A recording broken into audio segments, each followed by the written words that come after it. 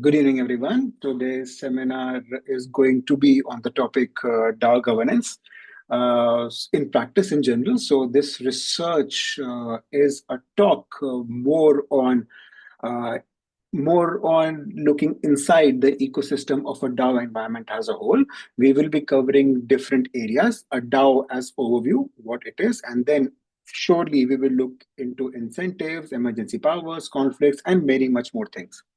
I'm Yash Madhwal. I am a research scientist here in Skoltech University, and I have done my uh, candidate of science degree in the blockchain area. If you have been to my previous seminars, mainly my talk has been around supply chain, mainly supply chain, and it's different version extension of the projects around supply chain. But this time it is going to be a little different talk. It will be more on the finance side per se of DAO governance. But I want to also tell you before going in that DAO is not only about finance; it is implementation on other fields also, which I will be telling you into the later slides. So DAO, decentralized autonomous organization, in short, DAO. We have an overview that we will talk about. So, what is DAO? A formal definition can be a group that is governed by a transparent set of rules found on smart contract. Well, usually smart contracts that are running on the blockchain, and a governance collectively by its member rather than a central authority. Basic smart contract workflow, fulfilling the idea of immutability, distributed, and transparent ecosystem. And the members usually that exist on this organization as a whole are token holders, there are contributors, there are delegates, community members, treasury council members, and so on. All this thing comprises of a whole organization, which we can term as DAO. Then, interchangeably, you must have heard also another term known as governance. And so, governance is basically a framework of rules and processes and responsibilities that determines how a DAO should be functioning. So, for example, who can submit a proposal? How long the voting stays open? How many votes are required to do something? And how much quorum is needed? And what happens if there is an emergency situations? All this thing is form of a governance. It's a rules that are running inside an organization, which is known as DAO organization. So, as a whole, a DAO can be seen as an organization itself, and governance is maybe like a brain and heart of how the DAO organization should be working as. That is how a whole concept of interchangeable words of DAO and governance might be confusing for some people. So this is the best clarification which I can do and tell. That governance is how a DAO operates and makes decision. The simple definition we can put here. So a big misconception in my initial days of learning DAO also, there is a difference between a DAO, like DAO organization, and the DAO. They are, well, to see historically that yes, the DAO was specifically an early adaptation of DAO project on Ethereum, and it became more famous when the infamous DAO attack happened in 2016. That's a different topic and different thing, like why exactly it happened, how it could have been mitigated, and so on. So yeah, a DAO is different than the DAO. So usual examples of DAO, there are like Uniswap DAO, there is Aave DAO, there is Arbitrium DAO, there is MakerDAO, there is Compound DAO, and so on. These are, if you see, there are more of a financial based DAOs. I think if we talk about the Uniswap DAO, it governs how the Uniswap protocol through Uni tokens should be working. Uni tokens are usually held by the Uni holders, and how this protocol should be working, how things should be working. All this is how it all governed usually. Now, there are more number of DAOs, there are endless numbers of DAO, but these are, like, in my opinion, and I think in popular opinion, I would say, are the most common financial DAOs. But apart from financial DAOs, there do exist non-financial DAOs. Basic example would be City DAO. I think this is Contraland DAO. and this is Noun DAO. So City DAO is an experiment in decentralized land ownership and community governance built around the citizen participation of uh, that protocol. And yeah, similarly, Decentraland also works around the virtual world of decentralized, well, DAO, where you have different grant policies, point of interest, XYZ, like many things that work around it. So a simple example to show you that there exist financial DAOs and there do exist non-financial DAOs per se. Okay, so there are multiple components of DAOs. So when we see the component of DAO as a whole scenario, there exists smart contract, there are voting mechanism, there are treasury, proposal, community discussion, execution mechanism, and participants. But inside participants, there are furthermore subdivisions, in my opinion, which are token holder, delegates, contributor, co-team members, multi-sig signature. Oh, actually, I forgot, right? There is a emergency also, not energy, emergency, something like this. Emergency, which emergency, what is called responder, kind of responder in DAO, which is also required, and where and how all these things are working, how they are communicating kind of each other, what are all these individual things. Also, I plan to cover in the today's seminar in coming slides. Right. So these are the components of DAOs, but after these components, how do they technically work? Work. So there is no fixed answer. There is no like hardcore way to say that this is how exactly the DAO protocol should overall work like. But exploring the existing DAOs and seeing how they all work individually here and there, we came to kind of a conclusion that there exist mainly these six steps of DAO proposal, or not DAO proposal, the DAO working execution, basically the protocol upgrade if there is anything supposed to be happening. So out of these six things, these are, well, mainly happening off chain, and also they have a reference to on chain, which I will tell you in the later slide. What do I mean by this word? And yeah, like this on-chain proposal is there, and inside this thing there is voting period, there is time lock or queue, there is execution, then there is also final transition of upgrade, and so on. So they do exist depending on the type of DAO we have.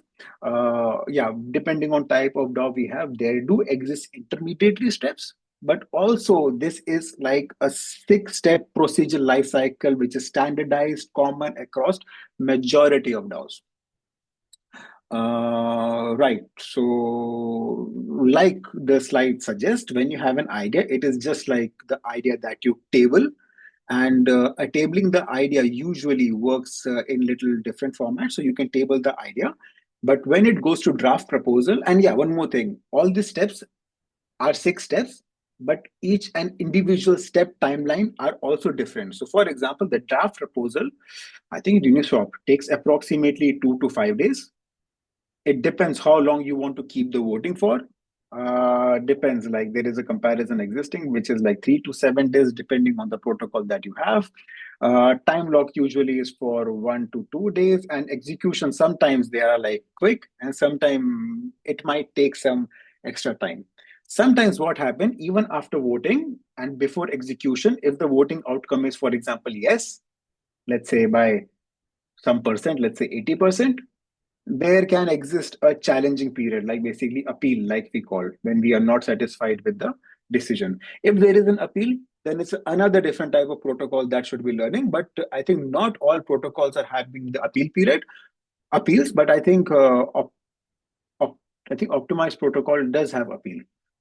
This appealing part I will not be covering into this slide, but just like informing that there do exist appeal if some parties are not satisfied with the voting results. Now, okay, this is just a comparison of process table that I show you. So this is 1, 2, 3, 4, 5. Yeah, this is steps we have over here. And if you talk about Uniswap, Compound Arc, and MakerDAO, there are off-chain discussion. This off-chain discussion are usually existing on some platforms earlier, like when this idea came into existence of DAO. If you talk about 16, 17, more or less, or maybe 18 plus minus, then usually the discussion used to happen on the Discord forum. But eventually, like the dev funding they got, developing team that increased, they started having this platforms of their own. So for example, the Uniswap has its own kind of a forum of discussion of any proposal that you have. About threshold, voting duration, quorum, and time lock, I think I'll cover in the later slides what each of these individual things are. But this right now is just a simple comparison table of what it is all about. Now, if I hope you can still see my screen. Everything is fine. I will just keep it like this. Now, if to explore an example, let me just click here and just open Compound Finance. And here you can see that it opens. So now we have a nice interface. And if we, okay, fine. If we click on governance, here you see you have a lot of information that you have. You see the information comes from Tally. What is Tally? I will come to it also in the later part of the slides. Here you see a lot of information. And if you see the keyword here, proposals, here you can see the existing proposals which have been executed, which are active, which are cancelled, which are pending execution, and so on. So if I click on the executed one, let me click on this one. Here you see on the right side, you have all the statuses, like on 9th of March, which was 9 days back approximately. That's it. Now, well, 9th of March was draft created, but the draft was published on chain on 9th of March, same day. And in this protocol, which is Compound, if we talk about the publishing of draft on chain, if you click here you will see this publishing. Oh, sorry, not like this. Just a second, please. Yes. So if I explore it, here you can see the publishing actually happened, which was really, okay, fine, 8 days ago. Right. So if I click over here, now you will see this on-chain execution that happened, and you can see lots of metadata that is existing over here. This might look as confusing as possible. So there is a very smart click it original. That is not, it's a semi-smart way. Semi-smart way is to click this original, copy it,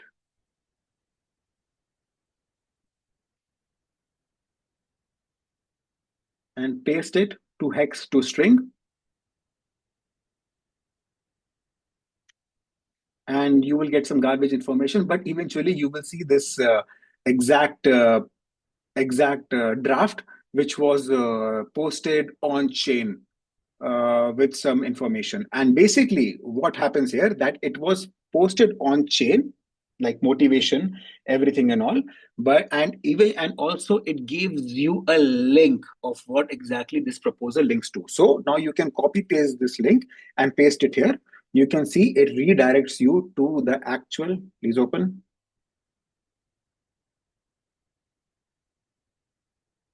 I think it will eventually open. It will redirect you to the forum page where all the discussion is happening. The idea being here that they do kind of relate your off-chain discussion to the on-chain discussion. Like basically, well, not exactly, but somehow like you store NFT online, not online. The link of NFT to the IPFS file in simple word, that's how you hold. So technically, this is how this link works. Okay, it can't reach right now for some reason because probably my VPN is on.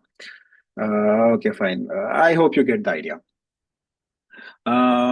Similarly, when I told about Tally, this Tally is a good kind of on-chain aggregator, which means everything that is happening behind the scene, like all these things, it kind of basically it took all this information, kind of processed it on its front end and posed you a good description like this. Exactly same what is printed on chain. exactly the same in the markdown format, like 3 hashtags over there and 3 hashtags over here. Okay, fine, 2 hashtags and so on. Okay, that's it. I will not dive. It's like a self topic to explore a lot in it. A lot to explore. Like, your voting period starts, you can see it on the blockchain block, when it starts, when it extends, when it ends, when it queues, and when it's finally executed, how it is executed. You can view it on the block explorer. You can see all these transactions, not transactions, address from where it was kind of executed, updating the files, for example. Okay, fine. Yeah, so it's exploring is like another fun topic on its own. So just a second, please let me switch back to my slides.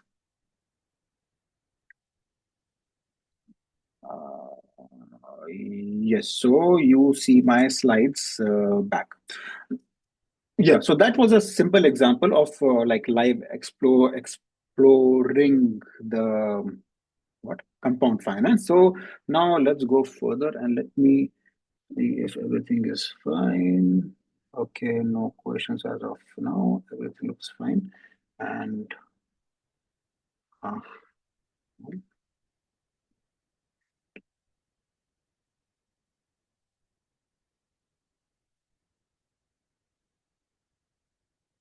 yeah. Okay, so now there are different categories of DAO ecosystem that exist. So if, like we just saw the tally, so what exactly tally was, I think I will cover a little. Uh, just a second. Oh no, yeah, I skipped that thing. Yeah, there you go. So there are different categories of DAO governance ecosystem actors. So for example, governance infrastructure platform that you have. So there are kind of aggregators like Tally, Argon. I do have 2 Argons. I think it's not Argon, it's Agro probably. Snapshot and OpenZeppelin governance. So there are aggregators which gives you a kind of a simple way if you come from non-tech. So if you come from enthusiastic DAO protocol proposer, tabler, and so on, but might not have technical skills. So these platforms do give you a good interface to do your voting, your helping you to create proposals, to do execute the contract, everything. So there are this type of services which exist to for you, basically making your life easier to interact with DAO governance. So from the aspect of economic and Oracle infrastructure, these are not the mainly governance interfaces, but they provide external data for verification and so on. So they are like more like a Oracle that are working on top of real DAO governance. So these is category. It's all about information layer that supports different type of governance decisions. Apart from this thing, so there are organizational services that helps DAO to run better governance. So how do? They help in delegation program, they help in governance operation, they help in proposal analysis, treasury strategy. So this is a category. It's all about professional governance operators, consultants, and like that can help you to have how to say, maybe set up some kind of governance that you want to have. Uh, there are analytical services also, for example, Deep DAO, Flipside, Nonsense, and all. But when I explored all these things, they do offer some of them free services, and they do some have like the subscription model also they have. So like these are like proper companies which are set up on layer, which are kind of running all uh, analytics platform on top of governance. And then for sure you have not Zeppelin, SafeDAO, Citora, and all, basically, which helps you to for your security purpose, which help you in defending, supervising governance actions when they have been really affected into systems. Okay, now governance architecture explains how a DAO actually functions in practice. It is not only about voting, but also a full ecosystem of proposal creations, participation, delegation, approval, execution, transparency, emergency control, like all those components that we had discussed before. So yeah, let's look a little bit inside the governance architecture that we have. But before comparing the DAOs, the types of DAOs and like everything that you have around it, we need a kind of matrix to have a good comparison of different DAOs. In the later slides, by the way, just a heads up, whenever we talk about comparing DAOs and like drafting some example of the DAOs, we have referenced our work based on financial DAOs because referencing the work on financial DAOs was comparatively easy because of the information that is available out there. Then the non-financial DAOs like Noun, what was that? Noun DAO, this Decentralized and so on. So before comparing DAOs, we do need a matrix. So to analyze and see how we know whether a DAO is truly decentralized and effective. So governance cannot be evaluated only by whether the voting exists, but it must be assessed through measurable indicators like turnout. How many percentage of voters actually turned out? Did it actually hit the quorum? How many percentage of proposal pass, failed, abstain? No, abstain doesn't happen. Pass or failed. Was there a time difference in the decision making? How much was the proposal throughout per month, per quarter, per year, and so on? Delegation coverage also happens, and forum to vote conversion. So all these parameters are there to measure your outcome of your success of your DAOs. So based on these parameters, okay, little bit detail in between, we saw a comparison between the compound and the Uniswap. So on average, the voter turnout out of the voters is approximately, okay, let's talk only about compound in this case. We up is approximately 28%. Now, 28% does not mean total number of uni holders, but it indicates the eligible voters of eligible voter who are eligible to vote. And also, not everybody is eligible to vote. What is an eligibility? How you become eligible to vote? It's a different topic, which also I will cover in the later part. So, okay, fine. So if we talk about if we talk about time to reach quorum, it takes approximately almost 2 days, let's say. And voting delay, if there is some delays, approximately by 1.5 days. Now, if you want to make a proposal, to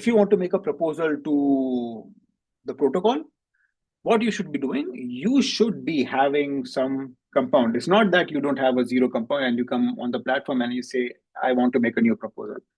First of all, let's assume your proposal is genuine and everything, but still that's not happens. So what happens here that you come on the platform with proposal threshold of 25 compounds, which is roughly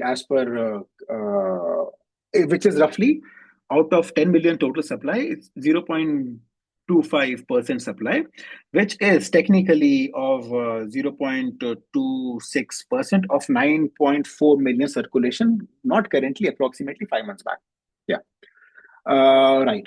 This is about proposal threshold. But in order to make vote, that means in order to have favor vote, you should have 4,000 compounds.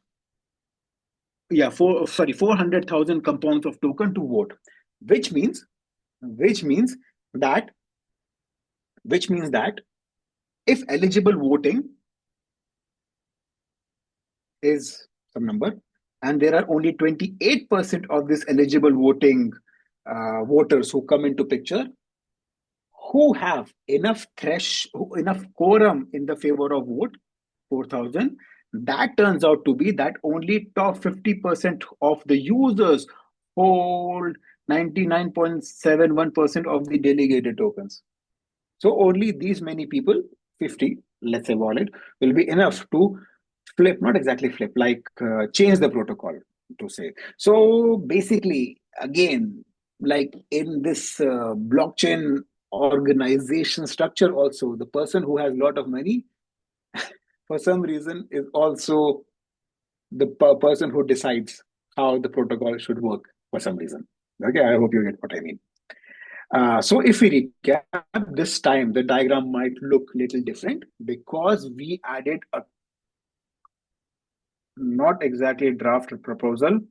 It should be discussion. Sorry for, I will edit the slide after the presentation and share before it will be published.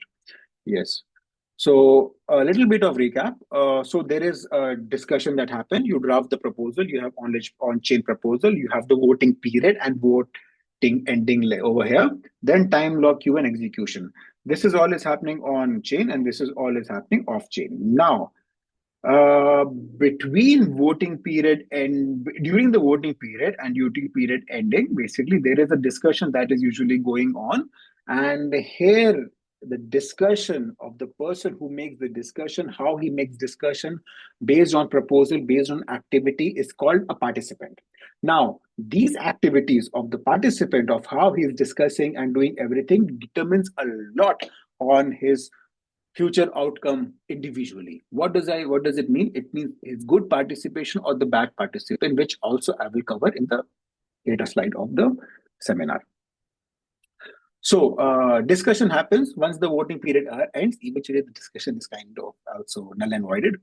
And then the time lock happens and the execution goes in place. So first step, how do you draft a proposal? In Bitcoin Improvement Protocol and Ethereum Improvement Protocol, the BIP, EIPs that you have over here, its proposal submission is formally open, but adoption depends on the social technical consequences. In DAO governance, on contrary, the proposal submission is often formally restricted through the token thresholds. It's not that anybody can, in Bitcoin and EIP, maybe everybody can come and table this thing, but in DAO, since the activities are going to happen on chain, these things are usually requires you to have like an entry pass to do all this thing. So in DAO, setting a proposal usually requires significant governance power to meet the proposal threshold, either through your own tokens or through delegation. What is own tokens? What is delegated tokens? Also, I will cover. So for example, coming back, Compound needs approximately 25,000 of compound tokens. Uniswap does not have a fixed uni threshold, but it depends on the type of proposal and like the requirement from the proposal. So, but Uniswap overall does require a large delegated threshold. Oh no, here we have, proposal threshold. Why did I say like it's large as in like it takes 2.5 million. Yeah, it's million. Yes, 2.5 million is what you require. Yeah, that's true. It's not large delegated. Well, unif 2.5 million, which can be delegated in this case. So in a way, the proposal has a threshold which is mentioned in the governance power. Yeah. Right. So where to draft? Initially, you could draft it on, well, Discord, but eventually, since each and every governance protocol has come on rise, so you have the governance forum, which is the most common place for drafting. There are snapshots which are sometimes used for signaling of pre-proposal voting. Snapshot is there, and doc proposal template, doc format also you can use, but I think doc proposal template page, these are all outdated.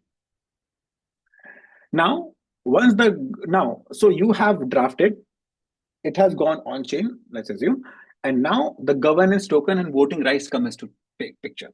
So governance token represents a direct decision-making power within the governance protocol. In most of the system, one token is equal to one vote.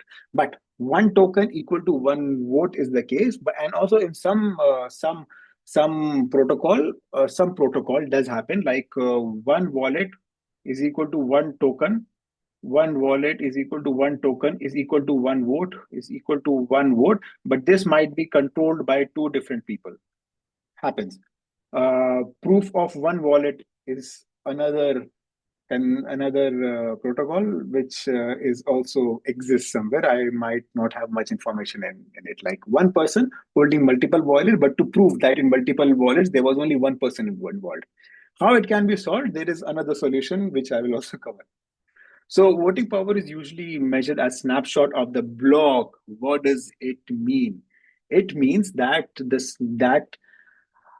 so your voting power equals to the number of tokens you hold at the governance snapshot block. That is the record dead balance at the proposal start. It's not that you get money, propose, and dispose of your money. So it does happen at the snapshot. Is usually measured at the snapshot block. Like it depends. Like at tabling, how much you have. Yeah. Right. Some DAOs require to stake, and some don't. So, do you need to stake or lock your tokens to vote? It depends on type of voting you're doing.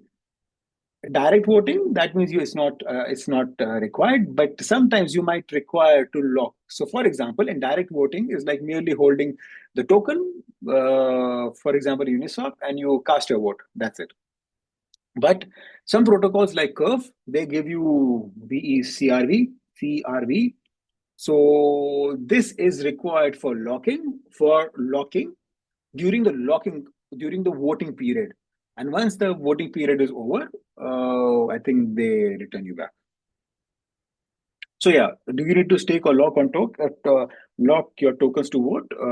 It all depends on the type of protocol you're having. Now, votable versus non-votable token. Very important. Not all the tokens that you have are votable in the ecosystem. Okay, fine. For example, you have compound token. That is different story. If you have compound token, by default, you cannot vote in Uniswap and vice versa, right? That is not what non-votable token means. So even though in some protocol, if you even own the native token, that does not make you eligible to vote on that protocol. So for example, if we talk about maker token, if you have MKR token, you are eligible to vote. If you have CRV token, you are eligible to vote. But if you have liquidity staking tokens, technically they are non-votable in the current DAO scenario. So holding a derivative or yield-bearing asset does not guarantee that your governance is right. Only specific token classes grant that privilege. Okay, that's what overall it is all about. Obviously, it depends from case to case that how you define your voting, your DAO architecture, and that's how things might work around it.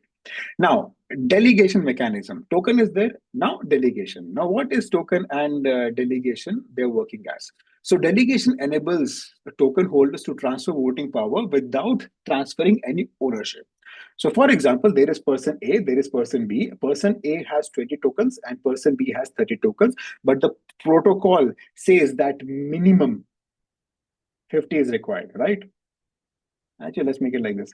20 and 30, and protocol says minimum 50 is required. So these two gentlemen, they send to this guy and it becomes 50, and since the protocol said 50, making him eligible to vote, right? That is delegation all about. Now, delegation technically does not mean you are sending your token to him. So he has 20 and 30. It does not mean that there is a transfer of token. It is just a delegation that you have delegated. You're virtually allowed to have a kind of semi-control over the A and B's token in this case, if you talk about 2030 and how much things has to be worked around. Great. Then there are more things: split delegation, delegation caps, inactive delegation, delegated penalties. This are there, but I think I'll skip this thing for now and continue. So types of voting that exist: you have token weighted voting, quadratic voting, delegated voting, one person, one vote voting, NFT based voting, and log token voting. So the most common is token weighted voting, where one token is equal to one vote. That means 10 tokens equal to 10 vote, 100 equal to 100 vote, and so on. That is one case. In quadratic voting, the things become a little different. So one token is equal to one vote for sure. But if four token is equal to two votes, how much is it? 8 token? No, sorry, quadratic. Yeah, sorry. Nine token is equal to 3 votes, and so on. This is how your voting not exactly decreases, but quadratically decreases. Delegated, like 100 people delegate to 100 people, collect their tokens, like let's say one into one token, give it to one person, it becomes 100 tokens, and he is eligible to vote. One person, one vote. Now, here is the thing: one person, one vote. That means one person who is having multiple wallet should have only one vote. A potential solution of this is usually to have a verifiable identity, kind of having a KYC on the DAO ecosystem. Possible, but still, like it's little different to have. NFT based, simple. You have one NFT, you are eligible to vote. That's it. Logged token and time wait token is like the longer you lock, the more voting power you have. The longer you lock, basically you stake your tokens for some time and for a number of time, and you have like corresponding voting power to do something around it. Okay. Yeah. Now, why would anyone willing to participate in the DAO governance, especially when the voting takes time, requires expertise, gives no immediate reward? There is locking, there is like delegation and everything. But why would somebody would like to do it? Because DAO participation is sustained by incentives. But those incentives are not only financial, they can be financial, reputational, procedural, role based, and so on. But long story short, the main motivation is incentives that you give to the participants. Now, there are there are direct financial incentives that you get if you vote. So DAO, several DAOs several leading DAOs, I would say, directly compensate active delegates to ensure sustained participation and accountability. Okay, there are incentives and there are also abuses also, which comes to the later. So payments are usually funded from the governance budget and are tied to measurable performance indicators such as voting participation, posting rational aid, your forum activity, delegate stakes, threshold. Forum activities means you are actively participating, you are actually giving your heart and soul to the community by participating. Like there are kind of moderators who see your participation and so on, and then based on this thing, they give you incentives. It is not like you just say, yes, I agree to some proposal. You should also give your arguments and also these are known as act participations and all, which are usually monitored through forums. What is this? Yeah. This is just like a basic comparison of like, again, like Uniswap, Aave, Compound, Arbitrum, Optimism, that what are their incentive models, how much reward they give, and what are the conditions that you should have. So these top DAO funds delegates compensation programs, sometimes through treasury budget and sometimes through the dedicated governance initiatives. So Uniswap, for example, they delegate reward initiative, which is approximately $15,000 per quarter, which is roughly approximately 60,000 per year. And what are the conditions to earn this much money per year? Is that you should have more than 80% participation on chain plus off chain. Okay, on chain means voting, proposing, and all. Off chain means to to argue or like to have discussion off chain. Yeah. And also, you should have more than 1,000 Uniswap tokens delegated to you. So this is an example of Uniswap. Compound has this much. Arbitrium, 3 to 3.5 million annual budget, not reward. It's a budget of rewards, which will be given based on participation scoring and delegated from there. Not like 3.5 million reward you're getting. So yeah, they all have individually their own reward mechanism, conditions, and how do they provide you funding. Now, that was all about direct financial initiative, and then there is a indirect or reputational based initiative, which is not technically a financial base, but more of like your reputation. If you do good, your reputation will be high. You will get extra stars in your profile, for example. Now, so even though without direct payment, governance can create reputational capital, delegate a strong public record onto like karma. Karma is like another DAO, which literally rewards you based on your karma. And deep DAO and many things are there. So basically, reputation in DAO governance can become a source of influencing opportunity and future power. Like, hair power is what drives you for your incentives, in my opinion. Now, uh, yeah, so now if we talk about the distribution of rewards, they are not distributed equally. So the most visible and active participants, especially delegates, are the benefiters in this case, because delegates are kind of delegated the token. Why are they delegated token? They are delegated because they might not be holding enough number of required tokens. Like for example, 2.5 million of Uniswap tokens that you want to have. But that is the case for delegation. But at the same time, there are whale accounts who definitely might be holding this 2.5 million of Uniswap token. So technically, they have the power, they have the incentives because they have the power, because they have the rights. So again, like I said earlier, the rich people in this play get the deciding power, which is good or bad, I don't know, but that is how the main distribution is, what goes across the stakeholders, mainly for delegates. Then there are like retail delegators, there are like governance operator, uh, basically all the, well, at the other hand, it is also fair because they have lots of, not exactly money, but lots of token capital to actually influence the stake because they're actively involved at the other hand. They have the tokens to participate. They have the participation. That means they have voting. They have voting. That means they're rewarded.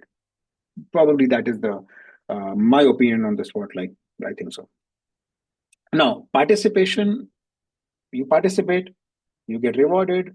Now, what does participation means? There are two types of participation. Well, good and bad. There is no like a third party neutral. So, what is a good participation? So, you are participating to get incentives, right? But what does participation mean? Can you just write some bullshit in the forum and still get rewarded? Definitely not. That will be counted as a bad participation. So, first, let's talk about the good participation. Good participation in DAO governance goes beyond simply voting. It is all about the quality, consistency, and transparency that you are showing on the platform and engaging with the governance process. So protocol increasingly evaluate their behavior through structured program, performance, dashboard, and qualitative reporting. And they usually, in this way, get incentivized either through financial, reputational, or procedural. So again, financial, same like gas refund, retroactive. How it is done, it's like a defense theory itself. Reputational and procedural, exactly what we just covered in the previous few slides. As of bad participation, again, it's a participation, but it's a bad type of participation. Now, that bad type of participation, okay, like missing your votes, copy pasting from here and there, rubber stamping the proposal, one proposal again posting again and again because it's not working in your favor. That is a rubber stamping proposal. Conflict of interest, okay, for some reason, and manipulative or malicious coordinations, collusion, and all is definitely a bad participation. Because of this bad participation, you are prone to penalties. There are two types of penalties: hard and soft. Yeah, soft and hard. So soft penalties usually refers to like loss of stipend, exclusion from delegated program, like downgrade your reputation. These are soft. Hard would be the slashing of tokens, blacklisting you from the governance rules, which, as per existing information, rarely happens for some reason. Okay, participation, incentives, good participation, bad participation. But how do you detect a bad participation? Like, whoa, that was a bad participation, for example. How does it happen? Basically, what are the triggering conditions? There are triggering conditions like there is inactivity, missing consecutive votes when you are actually eligible to vote, failing to meet minimum participation requirements, low engagement with the community, malicious activity on the platform. So these are monitoring conditions which actually trigger as a bad participation that leads you to the losing your rewards in terms of incentives. Now, bad participants do their bad things now. Let's assume. Now, what happens? Needs to be stopped in emergency, right? So there is a committee called emergency committee, but emergency committee does not mean only a human emergency. In sense, like somebody is trying to manipulate, because still at some places bad participation is not literally on chain. It is still like kind of off chain. Okay, voting and all they happen on chain, but off chain in terms of like like still like far from the chain. So there exists emergency and governance, risk governance, but what were some conditions that exist historically that lead to this thing? Okay, we have a question. Yes, there is a question by Yeah, okay. It looks like a democracy, but in most cases, one person or small group of people make the decision. Have you heard about Gavin Wood? In general, yes, I have heard. Who decided to increase fees on Polkadot and Kusama chain 10 times more a few years ago? Okay, I mean, I did not. I know about Gavin Wood and his creation of Polkadot and Kusama, but okay, he and his team had the most tokens, so no one could change the decision community. What do you think? Is this more okay? This is okay. This is more like a philosophical answer, if I may give it to your question, Victor. Like, yes, you are right. That is what when I kind of claimed here, like who gets the majority of the incentive of the participation is again the delegates and whales are in the number one position who are getting. This is not an official picture, but this is my subtle feeling, which I put not in words, but more of a picture that yes, this is what they get. Is this honest way or not? Uh, Actually, I don't have comments to make on it if it is honest or not, but somewhere they have put a lot of efforts in making Polkadot, for example. They do have kind of democratic first say of how things should work. That I can give you a diplomatic answer of. Maybe if that answers your question. Okay. Yeah, they have money, so they get the first say for some reason, but in a democratic process. Anyways, yeah. So thank you for a good question. So emergency risks. So yeah, historically, well, more, but these are the three main things that happened. So there was case 1, 2, 3. There were more actually. So there was a Black Thursday event where approximately 88.32 million was liquidated. What did happen here? Here, what happened? What happened here? I think approximately 27 million in this case was drained. And again, the AV incident happened in November 2023. That some incident happened, probably I'll also kind of don't recall. So here, so these are the crises, but here is a different type of crisis in sense. So these are not the similar crises. There are different crises. So for example, in MakerDAO, it was a market crash. Why did in Compound? So type of crisis, market crash, a code, reward. Yeah, it was like a reward, like a bounty program they were having. And there was a smart contract vulnerability. So how much was impacted? This much were impacted. Who were the emergency actors? They were resting, there was a pause guardian, and they were Aave Guardian, which was a multi-signature account. And what eventually the evolution took place, they introduced GSM. I'll tell you what it is: faster time locks and formalized cross-change emergency protocol. So the bug, the solution. Well, it looks the size the same. So in terms of MakerDAO, they introduced a governance security module to delay execution and allow vetoes just in case. In response of Compound, they introduced a pausing mechanism. A pausing mechanism is kind of pausing of the flow of tokens. Aave did what? Ben stock lost. Okay, when was it? You can comment till the meantime. They had introduced emergency. Okay, 2022. Got it. Thank you for the link. Yeah. So, emergency governance is a special governance for a crisis, like, an emergency response team, in my opinion. So, normal DAO governance is slow by design, discussing, voting, quorum, blah, blah, blah, and so on is there. So, emergency governance is kind of a governance which works under time pressure. Now, to compare, no, okay, fine, comparison will come later. Compare how an upgrade protocol is supposed to be happen in terms of emergency to react to the emergency protocols, and if a normal protocol upgrade. I will show you a comparison little later. How do they differ in further slides? So again, types of emergency controls. There are three main types of emergency control: pause, circuit break, and shutdown. Shutdown is like a high level last nuclear, is a wrong word to say in this platform, but kind of a nuclear option, like you go finish it, shut down. Okay. What else? Yeah, circuit breaker is like a medium, which is like automated and semi-automated at the same time. They are like mid-impact, like protocol does not shut down, it keeps working within limitations. But in terms of pause guardian, it is very low and localized. The protocol keeps running and with an existing bug which is there at the same time. So these are kind of a three level are there. There is, in my opinion, no middle in between. Yeah, so low, medium, and high. Yes, types of emergency control.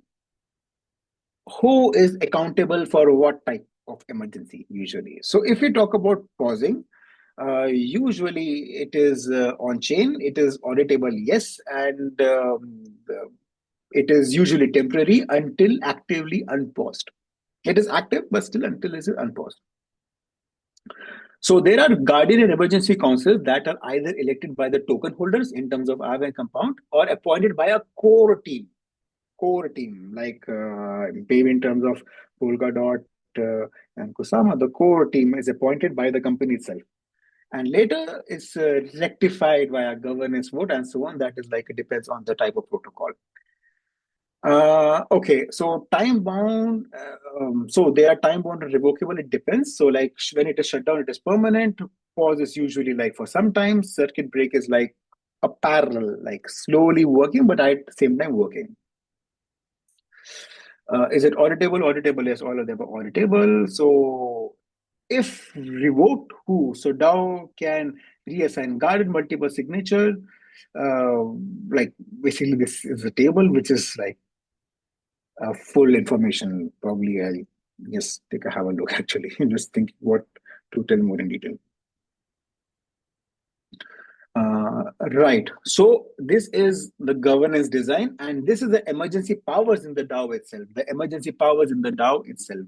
So there are, who are the actors? So emergency powers again refers to a special time-sensitive authority, a team within the DAO's ecosystem that allows to designate actor to pause, to again pause, circuit break, or shut down. So this happens when some type of kind of risk are detected, such as hacks, oracle failure, market collapse.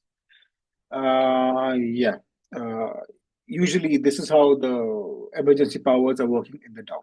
So emergency powers are usually have three layers in decentralized. There is like a code level automation, which is circuit break, code level automized way to detect and act. There is human judgment, where actually humans are required to judge. And then there is like a collective oversight, like the DAO governance token holders are also getting involved. So code level, core team, and DAO level of people getting involved. So in practice, emergency power evolves usually at the start when DAO matures, and usually when matures can fully functionally integrate and work. So here is a table of overall like what is there and who is there and how much multisig is usually required and so on, and what stage they are usually used to and what are the functions they need to perform with some simple examples over here.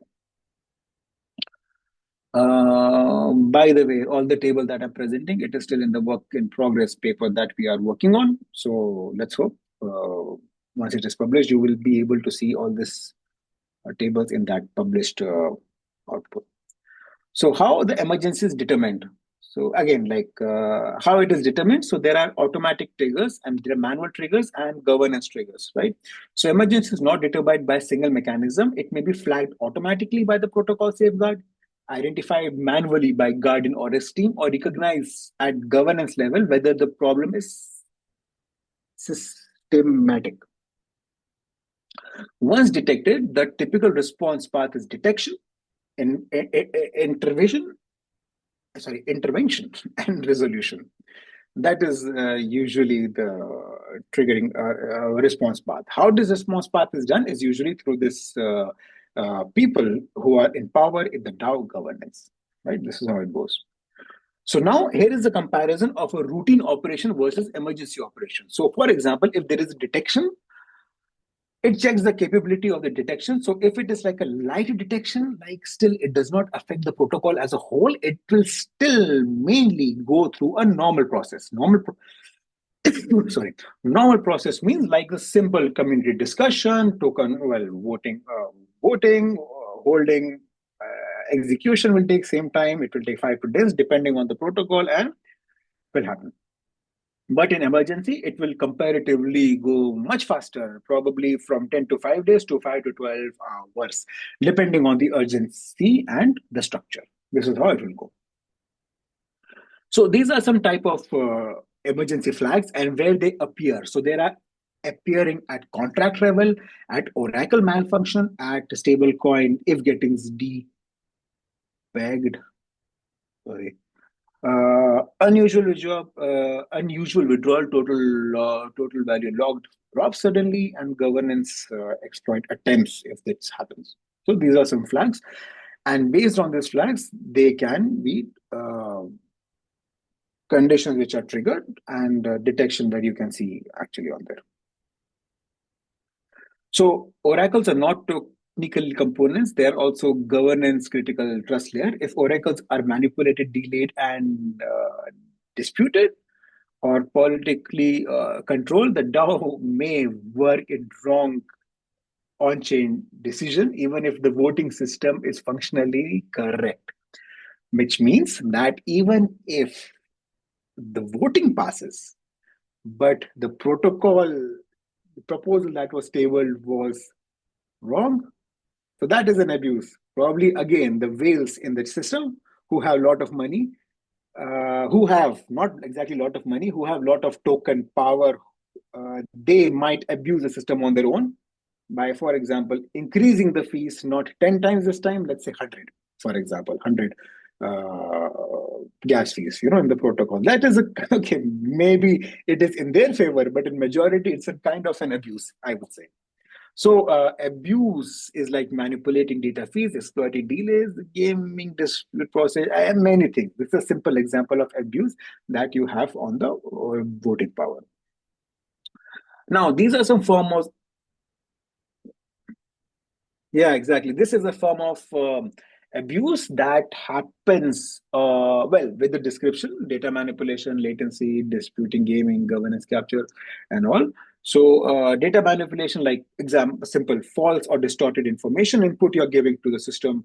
Latency abuse, profiting from delays, updates, dispute gaming, collusion, governance capture, and everything. So mainly, not all Oracle attack look same. Some attack attack the raw data, some exploit timing, some exploit the disputed mechanism, and other exploit the governance itself. So a system may appear decentralized at node level, but be fragile if all node depends on the same off-chain source, or even if small group, even at the small group can. So that is mainly it. So the next question is, would you like to make your own DAO? Actually, there are more things, but due to time constraint, this is it. But if you want to make your own DAO, there are 10 simple steps, in my opinion, that I will present you. First thing is to have framing. So all voting system is not just a smart contract. It is like so smart contract, in my opinion, is it's like rules. It's like governance. Let's say smart contract. Let's say governance for now. So DAO itself is like not just a smart contract, but it's like a governance architecture that combines participating rules, voting logic, execution, incentive, emergency control. Basically, everything that we saw behind the slide. Different DAO may use the same basic life cycle, but the design choice definitely varies from DAO governance to other type of governance. Like I said, this workflow which you will have steps to make are basic same, but it depends on individual DAO in the end. So you define the purpose and the scope, like what your decision governance control, who all can vote, what is the priority, speed, inclusion, accuracy, for example, what behavior should be incentivized, what type of behavior should be incentivized by how. This is all question you should answer. You should choose the governance model, direct voting, delegated voting, hybrid, like, off-chain voting, taking snapshot and putting on-chain.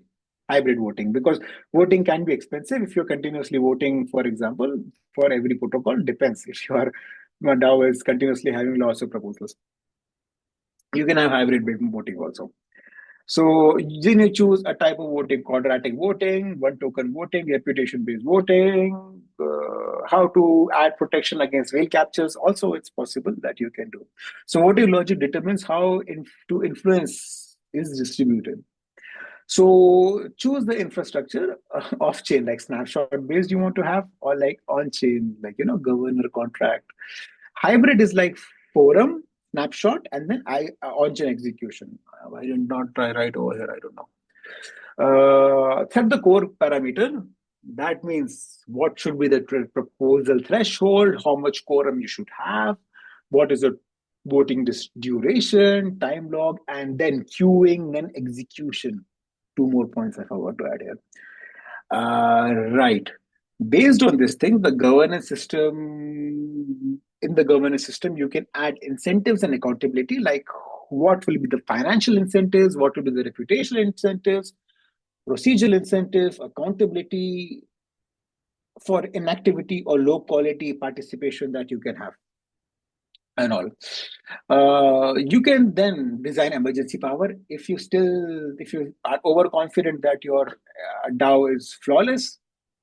You don't need one, but better have one emergency power, like guardian, multi-sig council. It depends. Like, again, it depends on the architecture that you want to have and the type of problem that you are going to solve. So it quite depends over there. Yes, transparency communication is very important. You should have a governance forum, delegate dashboards, public proposal history, execution tracking, and basically a good front end to have in simple case. Once you do this thing, then you can iterate and upgrade. Start simple, decentralize gradually, upgrade the governance and the community member, and audit for capture and coordination failure. So the best DAO voting system are built through a progressive, iterative, decentralized method, in my opinion. So if you have done all the steps, that's it. You will have your DAO. So this was a theoretical perspective of how to make a DAO. Definitely, there is a coding way to have your own governance token, how you make your own governance token, how you can make your first basic DAO, what are some basic functionality of DAOs, but that theoretical aspect can be covered in some other talk in future. Okay, so that's it. You have your DAO. That is a theoretical overview of what DAO is, tip of the iceberg all about. So thank you. That's it. Questions? please feel free to ask. I will try my best to answer within my framework of knowledge. Thank you for your talk. Very Thank you interesting for and having me. impressive. Now all the Thank you. participants can switch on audio and video or type questions in the chat. Meantime, maybe I can start. Yes, please. So yeah, maybe you've told how to launch your own DAO. What are the essential steps? But maybe you can mention or cite some successful and beautiful DAO stories. Okay, so if we want to have a look on a beautiful protocol in terms of DAO, which one would you recommend? Oh, actually, well, when learning about DAO myself, I have explored the Uniswap and Compound, and that is the reason, in my opinion, I showed you Compound today, because I feel that Compound had a little better navigation comparing Uniswap. Nothing personal against Uniswap, nothing personal against Compound, but that was the reason I chose Compound today to show as an example, because I felt Compound was little easy to navigate and to explore. Again, my personal opinion on this topic. Yes. And right now, to be like a second part, little bit of your first part of your question was like about creating your own DAO. Initially, when I was learning about DAO, like probably 3 to 4 years back in terms of programming, there I learned the basic implementation using Solidity back then. But now I would say there are good SDKs. Don't have experienced how to use SDK to make your own DAOs, but there are existing tutorials of how you can do it through traditional Solidity methods. But that is again on the side of back-end smart contract based view. But coming back to your question, Compound DAO is a good interface because it also helps you to vote. For example, again, Compound DAO also helps for the people non programmers. If you go to app, here you go to vote. There you can also vote based on the existing voting. For example, here you see my wallet is connected, which is useless for some reason. This is yeah. So voting period. Okay, voting period is extended. I can vote. I can't find where or wait. Oh, vote on chain, but this will not work because I don't have voting power 0 for now. Yeah. Again, for here I can give comments. This comment will be stored off chain if I'm okay. If I click, MetaMask will open, it will not work. Transaction fail, it reverted because I don't have enough how to say Voting power. Compound power, voting power. Yeah, from my side, I can mention Lido Finance. I think they have a beautiful Lido evolution Finance. of their governance protocols. Lido, right? Finance. Lido Finance, again, actually, to be, again, personal opinion, my opinion, like if you do Google general DAO, Uniswap, Maker DAO, and Compound are like kind of first three option that comes on your face. So probably that is where I kind of restricted my vision of exploring towards three. And that is why all the information I presented today on this slide, even though I mentioned in the starting that there exist non-financial DAOs, which I was proud to mention. But again, like these three, all the information of the following slides were mainly based on finance DAOs. I hope you get what I'm meaning. Like steps to make proposals, again, finance. So coming back to Lido is not what I've explored. So Uniswap, Compound, and Maker DAO is like mainly what goes around me.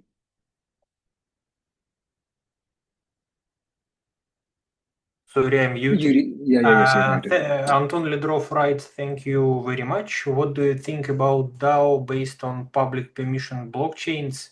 I know it sounds quite strange, but smile. Public permission blockchains. I think Binance Smart Chain, Ton. Binance chain isn't public permissionless. I think No, public.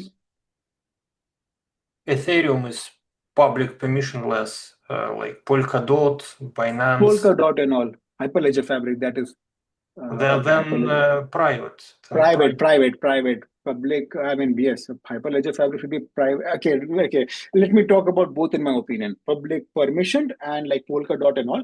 I think in public permission, the question asked by Victor, like Polkadot, I would say that yes, you can have a DAO definitely made over there for the protocol that you want to run in that. But I think, in my opinion, uh, pub, but still, if you talk about, okay, so public permission, I think it depends on the base, how to say, on the use case. What you want to implement if we talk about public permission. But if you talk about private permission blockchain, so if to answer your question on private permission blockchain, it can be something like an example of a university now. Now, university has a management positions who are kind of like decision makers. So everything will run on the blockchain, like the ERP system kind of working on the blockchain, where the decision makers will vote and execute a proposal for the changes in the university structure, for example. So, in my opinion, DAO will fit perfect for private permission blockchain. Any comments on this side from your opinion? Let me ask you back. Okay. So, Anton, if you're asking about private permission, then yeah, okay, you're welcome. Yeah. If we are talking about governance in general, so DAOs brings us ideally decentralization, and you had a slide that okay, for big projects, some biggest delegates or biggest whales occupy quite a lot of voting power. But also how effective are DAOs? Maybe I forgot from your talk, but maybe something about costs. About time you've told us. Yes. So, but what about costs? So maybe we need to remove all expensive SEOs and replace them with some entities in DAOs. Sorry, we should remove what? Last part. SEO, directors, board of heads of our company. They are too expensive. Let's move everything into DAO. Actually, you know how this can happen? Again, there has to be a proposal that should be filled. You need a proposal to agree with this thing. But again, now the contradicting factor is like the CEO who has the majority of the money will have enough quorum to flip the against votes. Got my point? Like, here comes like contradicting statement in my opinion. Again, it depends from DAO to DAO. Yeah, a revolution in DAO, for example, might not happen in this case. So most likely they give us decentralization in terms of governance transparency, not allowing to make a revolution. It depends. For team plays quite a big role. Yeah, so let's say as of now, this is what is happening. But again, it can definitely change if some external money power is supporting the revolutionists. Oh, okay. To buy everything and flip the king can happen. But as of now, theoretically, this is how it can happen. But practically, I don't know. I mean, why should other protocol be interested in other one? Kind of. Yeah. There is a question by Victor Rybinin. By the way, what about biometric zero knowledge approved voters for governance? Yeah, very good question. But actually, I did not give a thought over here, to be very honest. Like, where is it?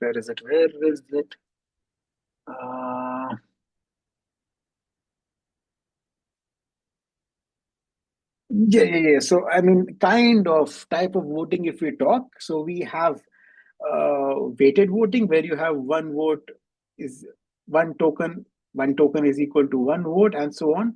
But like I said, there can be multiple wallets behind there, only one person. holding lot of wallets. This is possible. But at the same time, one person, one vote is actually a challenging zone. Not important on the same protocol if one person is holding multiple wallets. But if one person voted through any wallet, it will be counted as one vote. It is a challenge. So potential solution to at least one person, one vote is that to kind of have a KYC. Yeah, I also agree with you that this is the most honest way to vote, one person, one vote. But kind of a potential solution which I found on the internet is to have a verified identity in terms of KYC. Now, if we talk about biometric, I always also say biometric is also like a verified identity, but zero knowledge proving, I think it's like a different research topic in my opinion, like zero knowledge voting. Yeah. So biometric, if we give separately, it will be like little challenging in terms of organization, like to pass the KYC to be verified individually. And also back to effectiveness of governance. You've provided us examples that the participation level is quite high in top protocols, but how do they achieve it? By multiple instruments, maybe like delegation, some financial motivation to participate. Because then many years back, I had a research about Dash cryptocurrency with their Dash, yeah. with their governance. The participation level was extremely low and it was difficult to motivate people to participate. Why should they? It is a kind of full-time job to read all the stuff, analyze. I mean, like, yes. So coming to your question, where is it?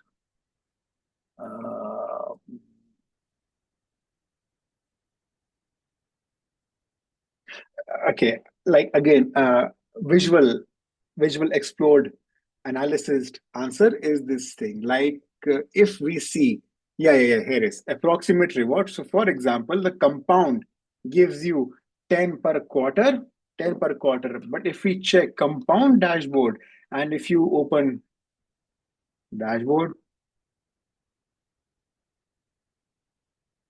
governance, and if you see the proposal, usually the cycle of proposal is not as much as in existence. Like it does not exist very often. So a proposal existence and reward, I think that ratio is comparatively high. So if we see the ID, it's only 552 proposal that has existed so far. And comparing this number of proposal, and in my opinion, compound is how many? 10 years old or little less? 8 for sure, I think. In 8 years, only 500 proposal. And comparing to that, if the reward is 10,000 per quarter, I think it's a good motivation. That's my visual analyzed answer to you. And maybe if you are professional delegate, you can work not with one protocol, but in multiple protocols. Yes, sure, exactly. Why not? And well, actually, also in my opinion, and okay, from where this reward is coming, another good point. From where do they come? This reward. These reward comes from. They come from where? I had a statement somewhere. They come from the treasuries that they have usually. So it's not like a business mechanism that we're running. Kind of, they have like a good funding behind to give. Also, they have grant programs, grant support. Like, which one was it? There was one where they introduced hackathon to improve the protocol, giving you grant and so on to exist. So yes.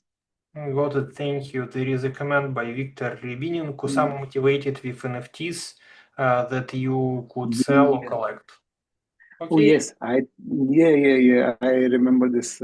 I think it was in form of hackathon also once they did to provide you with their bird one. But it was a anyway. project on Kusama, Canary, but Okay, it was yes, not yes, yes. Kusama itself.